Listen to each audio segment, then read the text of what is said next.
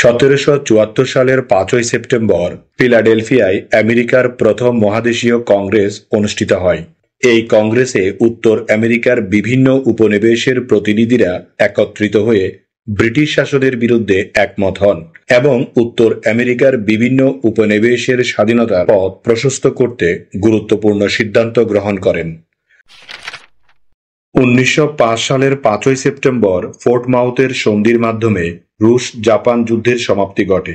এই শান্তি চুক্তি রাশিয়া ও জাপানের মধ্যে সংঘর্ষ শেষ করে এবং পূর্ব এশিয়ার ক্ষমতার ভারসাম্য বজায় রাখতে গুরুত্বপূর্ণ ভূমিকা পালন করে। 1944 সালের 5ই সেপ্টেম্বর মিত্রবাহিনীর হাত ধরে ব্রাসেলস মুক্ত হয়।